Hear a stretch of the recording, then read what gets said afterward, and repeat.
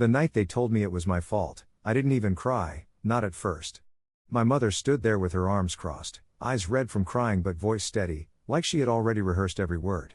My father wouldn't even look at me. They said if I hadn't told Mom what I saw, if I had just kept my mouth shut for once, they might have worked things out. That's how they framed it. Their marriage was collapsing, and somehow, a 17-year-old kid became the scapegoat. I remember the silence after they said it. How the walls felt like they were closing in, how shame and anger twisted together until I couldn't breathe. I walked out that night, swearing I'd never let them rewrite the story. If they wanted someone to blame, fine, I'd give them a truth they couldn't bury.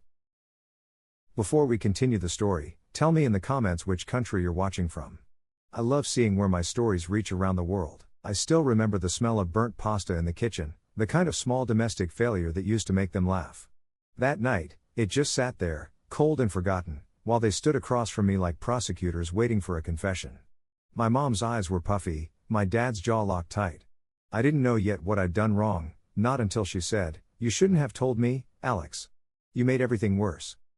The words hit harder than I expected. I'd spent days wondering if I'd done the right thing by telling her about the emails, those late-night messages from Renee that I stumbled on when Dad left his laptop open. I thought honesty would fix things. Instead, it detonated them. My father didn't deny it. He just looked at me like I was some meddling outsider in his marriage. "You don't understand adult things," he said. "You just ruined our family." I wanted to scream that he'd done that himself, that I didn't send those messages or lie to anyone. But my voice broke before I could get the words out. I remember Mom's silence, worse than anger, as if she was searching for someone to hate more than him, and I was just there. Easier to blame. When I finally walked out that night, the air felt heavier than it should have. My shoes hit the pavement like drumbeats of exile. I didn't cry until I reached the park 2 blocks away. Then it all came at once, the guilt, the rage, the hollow disbelief. Somewhere between those tears, a promise took shape. If they wanted me to be the reason it all fell apart, then I'd make sure they saw why it really did. Before everything shattered, the signs were already there, quiet, creeping things I tried to ignore. The way their voices dropped when I entered the room. The way my father's phone never left his hand, even in the bathroom. The way my mother stared at him with that brittle half-smile, the one that said she already knew something but didn't want to believe it yet. At night, I'd hear them through the walls. My room was next to theirs, and sometimes the arguments bled through like static. Words like trust and lies and her name floated in and out of the darkness. I'd pull the blanket over my head, pretending not to hear, pretending that silence could protect me from what was coming. Dad started working late more often. His cologne lingered longer than usual, heavy and artificial, like he was covering something up. Mom stopped cooking on weekends. We ate takeout, sitting in separate corners of the same room, pretending to be a family held together by leftovers. Then there were the nights I heard my mom crying in the bathroom, door locked, water running to hide the sound. I remember pressing my forehead to the wall, wishing I could make it stop, wishing I could fix whatever invisible thing was poisoning our house. Back then, I still thought love could be repaired if you cared enough. I still believed grown-ups knew how to handle their mistakes. I didn't know yet that their silence wasn't confusion, it was guilt. And the truth wasn't hiding behind the walls. It was sitting in my father's inbox, waiting for me to open it. It happened on a Tuesday, one of those ordinary, unremarkable evenings when everything changes without warning. I was finishing an essay on Dad's laptop because mine had crashed.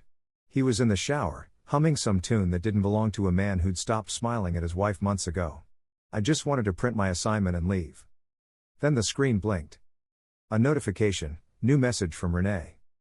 The name meant nothing at first. I wasn't snooping. But when another notification appeared, "Can't stop thinking about last night," red heart emoji, my stomach dropped. My hand hovered over the mouse like it was holding a grenade. I told myself to close it, to mind my own business. But I clicked. The emails were like watching a car crash in slow motion. Months of messages, some flirty, some cruel.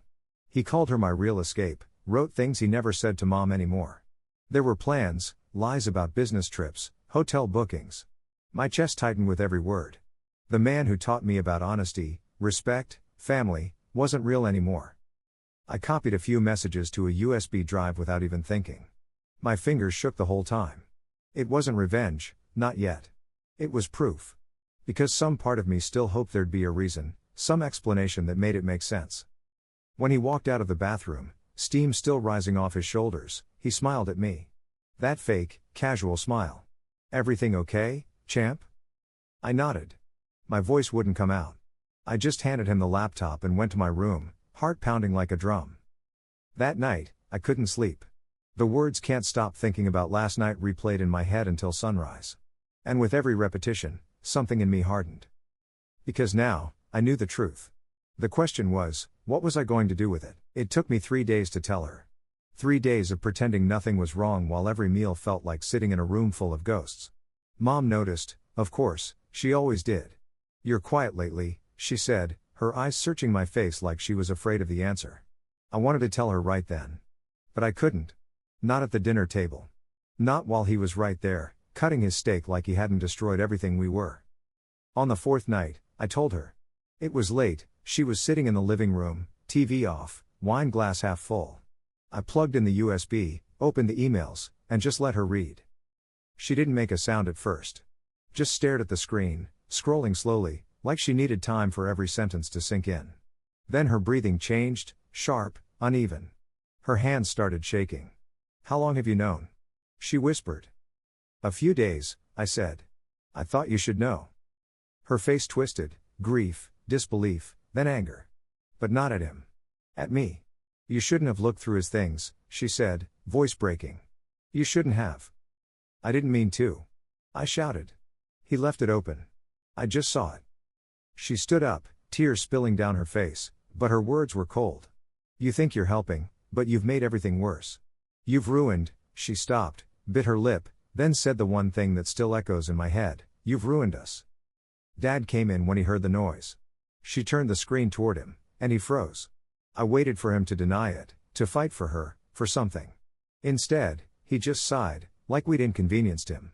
"You shouldn't have been snooping, Alex," he said calmly, as if he was the victim. In that moment, I realized, truth doesn't set everyone free. Sometimes, it just shows you how deep their lies go. After that night, the house changed. Not suddenly, slowly, like a wound that starts to rot instead of heal. Mom stopped speaking to Dad, but she also stopped speaking to me. I'd walk into the kitchen and she'd leave. Plates clinked harder, doors shut louder. Every sound was a reminder that I'd become the problem, not the proof. Dad acted like nothing happened. He kept his routine: coffee, news, work. If I caught his eye, he'd give me that look, the one that said "you did this." At first, I tried to apologize, though I didn't know what for. But each word bounced off him like rain against stone. Family dinners turned into silent battles. Mom's tears would fall quietly, and Dad would clear his throat, pretending not to notice. I'd sit there between them, trapped, the accused between two judges, waiting for a verdict that never came. Then the whispers started. My aunt called to check in. My grandmother asked if I'd said something I shouldn't have. He'd told them his version, that I'd misunderstood a harmless friendship, that my story had pushed Mom over the edge. And just like that, the lie became gospel. People believed him. Of course they did.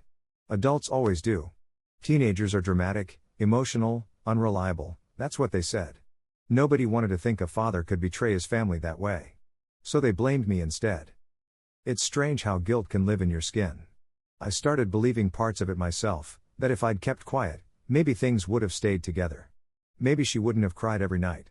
Maybe he wouldn't have looked so calm while everything burned. But late at night, when I couldn't sleep, I'd open those copied emails again. And every word reminded me, the truth wasn't the problem.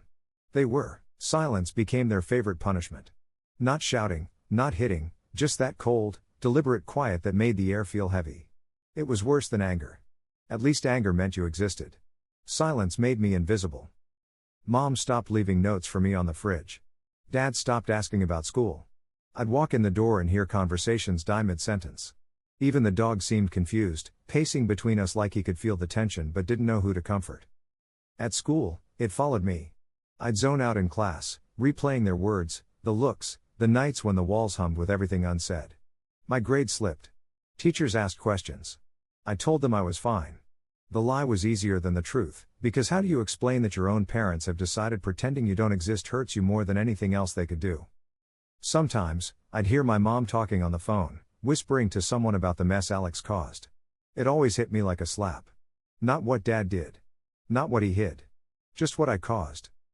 Dad was worse. He'd make these passive comments, little cuts disguised as advice.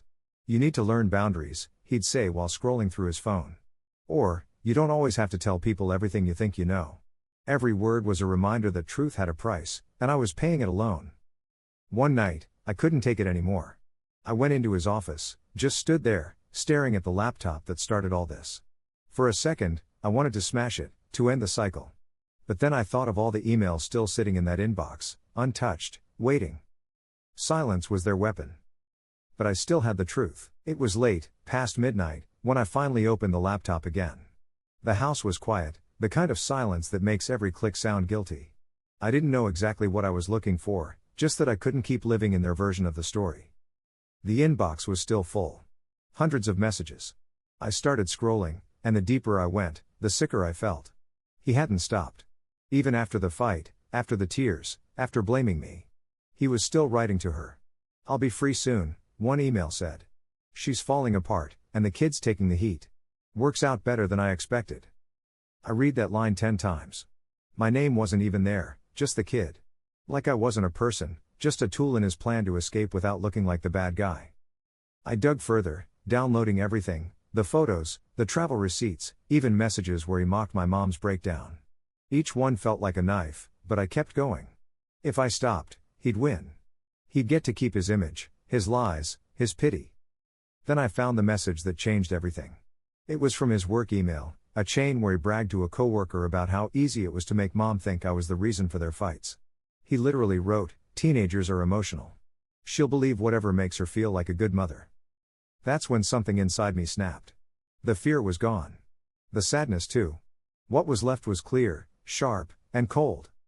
I organized everything into folders. Printed copies. Dated them. I wasn't just some heartbroken kid anymore, I was building a case. When I shut the laptop, the mirror across the room caught my reflection. My face looked different. Harder. Determined. He wanted to use me to destroy her. He forgot what happens when you corner the wrong kid. I didn't plan a scene. I just wanted the truth to be undeniable, for once, for both of them. But when I walked into that Sunday dinner, carrying the stack of printed emails in a manila folder, it felt like walking into a courtroom. They were both there, pretending. Mom had set the table, Dad was serving wine. The silence between them had become routine, a performance for no one. When I sat down, he gave me that same patronizing smile. "Glad you could join us, champ." I placed the folder in the middle of the table. "You should both read this." Mom frowned. "Alex, what?" "Just read it," I said. My voice didn't shake. For the first time in months, I wasn't scared of either of them. Dad reached for it first, casual, confident, until he saw the subject lines. Hotel confirmations.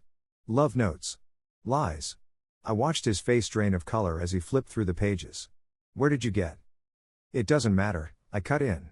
"You blamed me for the divorce. You told everyone I ruined the family. Maybe now they'll know who really did." Mom's eyes darted across the pages, and I saw it, the exact second when everything she'd been denying fell apart. She looked at him like she was seeing a stranger. Then at me. "You kept this?" "I kept proof," I said. "Because the truth doesn't count unless you can prove it, right?" He slammed his fist on the table. "You had no right to dig into my personal." I stood up, the anger finally spilling out. "I had no right? You lied to both of us. You made her hate me just so you could keep cheating in peace." The room went still. Even Mom didn't speak. Just tears, silent, trembling. She pushed the papers away like they burned. Dad tried to stand, to leave, but she said it before I could.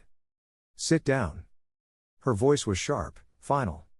And for the first time, I saw him look small. After that night, everything moved fast, faster than I expected, slower than I wanted.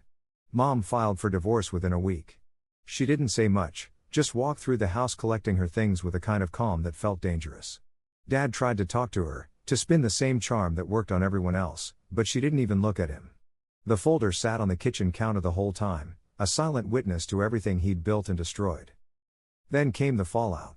His friend at work, the one he'd bragged to in those emails, forwarded the screenshots to HR after Mom sent them to his company lawyer. Within days, his reputation was ash. The man who'd once strutted around in tailored suits, lecturing everyone about discipline and integrity, was suddenly the subject of whispers and pitying glances. He tried to call me. Texted a few times. "We need to talk. You don't understand what you've done." I didn't answer. There was nothing left to say. I wasn't his kid to control anymore, I was the one who ended the story he wrote in lies. Mom started sleeping again. Not well, but better. She stopped crying behind closed doors. Sometimes, when she thought I wasn't watching, she'd look at me like she was trying to apologize without words. I didn't need them. The truth had already done what it was meant to. I saw Dad once more, months later. He was sitting in his car outside my school, looking smaller than I remembered, older, defeated. I walked right past him. Didn't wave. Didn't stop. Let him live with what he did. Let him feel what silence really sounds like. Because that's the thing about lies, when they finally collapse, they take their maker down with them. The house is quieter now. Not the kind of silence that used to hurt, this one feels earned. There's space where the shouting used to be, light where secrets used to sit. Mom and I still don't talk about everything that happened, but sometimes, when we're washing dishes or driving somewhere, she'll reach over and rest her hand on mine. No words, just that small weight that says I see you now. Dad's gone. Last I heard, he moved to another city, living alone in some rented apartment. He still tries, occasionally, birthdays, holidays, guilt texts. Hope you're well, son. I don't reply. He taught me what silence can do, and now I use it better than he ever did. Sometimes I think about that night, the folder, the truth, the look on his face when the walls finally came down. There's no satisfaction in it anymore, just closure. The kind that doesn't come from revenge, but from survival. They blamed me for tearing the family apart. Maybe, in a way, I did. But I didn't destroy it. I just showed them what was already broken. And now, when I walk through that quiet house, I finally feel it, not guilt, not anger. Just peace. The kind that only comes after the fire's gone out, and all that's left are ashes that no one can twist into lies anymore.